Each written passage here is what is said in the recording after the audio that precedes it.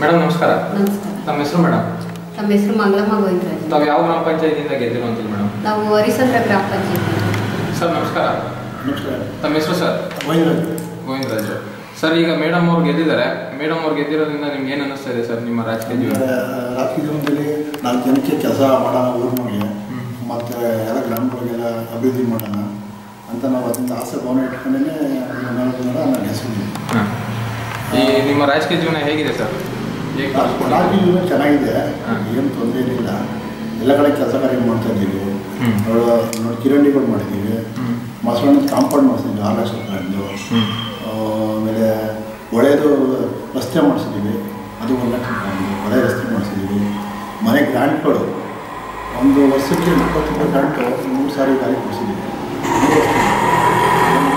ಊರಲ್ಲಿ ಎಲ್ಲರೂ ಗ್ರಾಂಟ್, ಎಲ್ಲ ಮನೆ ಎಲ್ಲರೂ ಮನೆ ಗ್ರಾಂಟ್ ಕೊಡಿಸ್ತಾ ಇದ್ದೀವಿ. ಮತ್ತು ಎಲ್ಲರಿಗೂ ಇನ್ನೂ ಬೇಕಾದಷ್ಟು ಬೇರೆ ಬೇರೆ ಸೌಲಭ್ಯಗಳು ಕೊಡಿಸ್ತಾ ಇದ್ದೀವಿ. ಮತ್ತು ನಮ್ಮೂರಿನಲ್ಲಿ ಹಳ್ಳಿ ಅಂದ್ಬಿಟ್ಟು ಯಾರೋ ಈಗ ಸಿಲಿಂಡ್ರ್ ಕೊಟ್ಟಿರಲಿಲ್ಲ, ಅದು ಅರಣ್ಯ ಇಲಾಖೆಯಿಂದ ಅದು 70 ಸಿಲಿಂಡ್ರು ಊರಿಗೆ ಕೊಡಿಸಿದ್ದೀವಿ ಹಳ್ಳಿ. ಈಗ ಅದೆಲ್ಲ ಅನುಕೂಲ ಆಗ್ತಾಯಿದೆ. ಮುಂದಿನ ಕಾರ್ಯಕ್ರಮ ಮತ್ತು ನಮ್ಮೂರು ನೋಡಿ ಚಿರಂಡಿ ಸ್ವಲ್ಪ ಮುಂದಕ್ಕೆ ಏಕ ತೆಗಿಬೇಕು, ಅದಕ್ಕೆ ಜಿಲ್ಲಾ ಪಂಚಾಯತಿ ಸಹಕಾರ ಬೇಕು. ಅಲ್ಲಿಂದ ಸ್ವಲ್ಪ ದೊಡ್ಡದಾಗಿ ಮುಂದಿನ 2 ವರ್ಷದಲ್ಲೆಲ್ಲ ಮಾಡಿಸ್ಬೇಕು. ಊರಿನ ಕೆಲವು ಕೆಲಸಗಳೆಲ್ಲ ಬಾಕಿ ಇದೆ, ಅದು ಮಾಡಬೇಕು. ಇನ್ನು ಮುಂದೆ ಮತ್ತು ಅಲ್ಲೊಂದು ಹೊಸ ಬಡಾವಣೆ ಇದೆ, ಅದೊಂದು ಲೈಟ್ ವ್ಯವಸ್ಥೆ ಎಲ್ಲ ಮಾಡಬೇಕು. ಕಂಬಗಳೆಲ್ಲ ಹಾಕಬೇಕು, ಅದಕ್ಕೆಲ್ಲ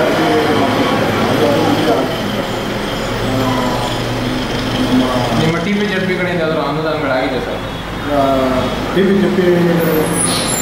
ಜಪ್ಪಿಯಿಂದ ಮತ್ತೆ ಒಂದು ಬೋರ್ ಆಯಿತು, ನೀರುಗಳಿಲ್ಲ ಈ ಸಾರಿ ಬೇಸಿಗೆಯಲ್ಲಿ.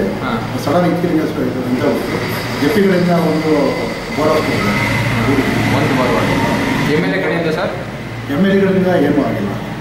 MLAಗಳಿಂದ ಏನೂ ಆಗಿಲ್ಲ. ಎಲೆಕ್ಟ್ರಿಸಿಟಿ ಎಲ್ಲ ಯಾವ ಥರ ಇದೆ ಸರ್? ವಿದ್ಯುತ್ ವ್ಯವಸ್ಥೆ ಎಲ್ಲ ಅದೆಲ್ಲ ಚೆನ್ನಾಗಿದೆ. ಅವೆಲ್ಲ ಇದು ಎಲೆಕ್ಟ್ರಿಸಿಟಿ ಎಲ್ಲ ಪಂಚಾಯತಿಯಿಂದ ಲೈಟ್ಗಳಿರ್ಬೋದು, ಕಂಬಗಳೆಲ್ಲ ವ್ಯವಸ್ಥೆ ಮಾಡಿ ಹಾಸ್ಕೊಂಡಿದ್ದೀವಿ. ಅದೆಲ್ಲ ಚೆನ್ನಾಗಿದೆ, ಏನೂ ತೊಂದರೆ ಇಲ್ಲ. ಅಂಗನವಾಡಿಗೆ ಯಾವುದೇ ರೀತಿ ಅನುದಾನ? ಅಂಗನವಾಡಿಗಳು ಯಾವುದೇ ರೀತಿ ಅನುದಾನ ಇಲ್ಲ. ಅಂಗನವಾಡಿಯಿಂದ ಅಂದೇಳಿ ಮಾಡ್ತಾವ್ರೆ, ಅದು ಸ್ವಲ್ಪ ಕ್ಲೀನ್ ಎಲ್ಲ ಮಾಡಿಸ್ತಾ ಇದ್ದೀವಿ. ಆಮೇಲೆ ನೋಡಿದ್ರೆ ಇದು ನೋಡಿ ಶೌಚಾಲಯ ಮಾಡಿಸಿದ್ದೀವಿ, ಒಂದು 50 ಶೌಚಾಲಯ ಕೊಡಿಸಿದ್ದೀವಿ ಹಳ್ಳಿಗೆ. ಸ್ವಚ್ಛತೆ ಬಗ್ಗೆ ಎಲ್ಲ ಏನು ಕ್ರಮ ಕೈಗೊಂಡಿದೆ ಸರ್? ಸ್ವಚ್ಛತೆ ಬಗ್ಗೆ ವರ್ಷಕ್ಕೊಂದ್ಸರಿ ಎಲ್ಲ ಕಿರಣಿ ಎಲ್ಲ ಎತ್ತಾಕಿ ಮತ್ತು ಬೀಚಿಂಗ್ ಎಲ್ಲ ಹಾಕ್ಸ್ತಾ ಇದ್ದೀವಿ. ಬೀಚಿಂಗ್ ಎಲ್ಲ ಹಾಕಿಸಿ ಎಲ್ಲ ಸ್ವಲ್ಪ ಮುಂದೆ ಚೆನ್ನಾಗಿರಬೇಕು ಜನಗಳು ಅಂತ. ನಿಮ್ಮ ಬಾಕ್ಸ್ ಡ್ರೈನೇಜ್ ಆ ಥರ ಏನಾರು ಮಾಡಿಸಿದ್ರೆ ಸರ್ ನಿಮ್ಮ ಗ್ರಾಮದಲ್ಲಿ? ಬಾಕ್ಸ್ ಏನು ಮಾಡಿಸ್ತೀವಿ. ಬಾಕ್ಸ್ ಏನಿಲ್ಲ. ಇದು ಕಾಂಕ್ರೀಟ್ ರೋಡು ಅಥವಾ ಡಾಂಬರೀಕರಣ ಅದೇನು ಮಾಡಿಸಿಲ್ವಾ? ಇಲ್ಲ ಡಾಂಬರೀಕರಣ ಏನಿಲ್ಲ. ಇಲ್ಲಿ ಮೊದಲೇ ಆಗಿಬಿಟ್ಟಿದ್ದೆ ಅದೆಲ್ಲ. ಶಾಲಾ ಕಟ್ಟಡಕ್ಕೆ ಯಾವುದೇ ರೀತಿಯಾದಂಥ ಅನುದಾನಗಳಾಗಿಲ್ಲ ಸರ್ ನಿಮ್ಮ? ಇಲ್ಲ ಯಾವುದೂ ಆಗಿಲ್ಲ.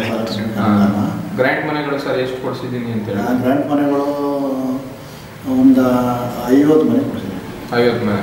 ಈಗ ಇನ್ನೂ 2 ವರ್ಷ ಅವಧಿ ಇದೆ ಮೇಡಮ್ ಅವ್ರದ್ದು. ಇನ್ನೂ 2 ವರ್ಷ ಅವಧಿಯಲ್ಲಿ ಏನೇನು ಕೆಲಸ ಕಾರ್ಯಗಳು ಮಾಡಬೇಕು ಅಂತ ಅಂದ್ಕೊಂಡಿದೆ ಸರ್ ನಿಮ್ಮ ಗ್ರಾಮಕ್ಕೆ? ನಮ್ಮ ಗ್ರಾಮಕ್ಕಿಂತ ಮಸಣಕ್ಕೆ ಒಂದು ರಸ್ತೆ ಮಾಡಬೇಕು.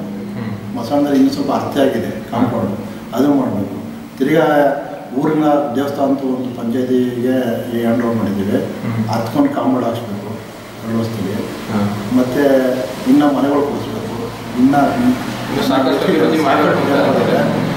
ಒಂದು ಒಳಚರಂಡಿ ಮಾಡಿಸ್ಬೇಕು, ಸ್ವಲ್ಪ ದೊಡ್ಡದಾಗಿ. ಮುಂದೆ ಇನ್ನೂ ಕೆಲಸಗಳು ಜಾಸ್ತಿ ಮಾಡಿಸ್ಬೇಕು. ಸಾಕಷ್ಟು ಮಾಡೋಣ ಅಂತಿದ್ದೀರಿ, ಅಭಿವೃದ್ಧಿ ಮಾಡೋಣ ಅಂತ, ಸುವರ್ಣಗ್ರಾಮ ಮಾಡೋಣ ಅಂತ. ಸುವರ್ಣಗ್ರಾಮ ಮಾಡುವಂತಾನೆ ಇದ್ದೀವಿ. ಸರ್ ನಿಮ್ಮ ರಾಜಕೀಯಕ್ಕೆ ಬರೋಕ್ಕೆ ಗುರುಗಳು ಅಂತ ಯಾರು ಇದ್ದಾರಾ?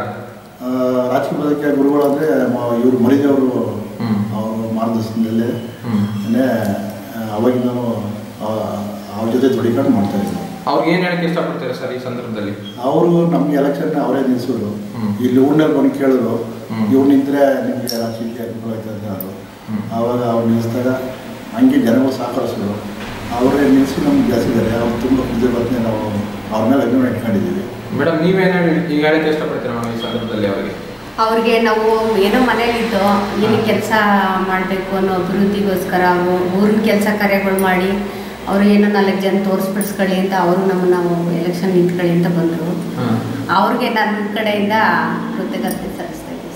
ಮೇಡಮ್ ಈ ಸ್ಥಾನಕ್ಕೆ ಬರೋಕ್ಕೆ ನಿಮ್ಮ ಗ್ರಾಮದ ಜನರಿಗೆ ಅವ್ರಿಗೆ ಏನು ಹೇಳಕ್ಕೆ ಇಷ್ಟಪಡ್ತೀರಾ ನಾವು ಈ ಸಂದರ್ಭದಲ್ಲಿ? ಆ ಗ್ರಾಮದವರು ನಮಗೆ ಒಂದು ಓಟ್ ಹಾಕಿ ನಮ್ಮನ್ನ ಗೆಲ್ಲಿಸ್ಲಿಲ್ಲ ಅಂದರೆ ನೀವು ಬಂದು ನಮ್ಮ ಹತ್ರ ಇಷ್ಟು ಕೂತ್ಕೊಂಡು ಮಾತಾಡೋ ಅವಶ್ಯಕತೆ ಇರಲಿಲ್ಲ.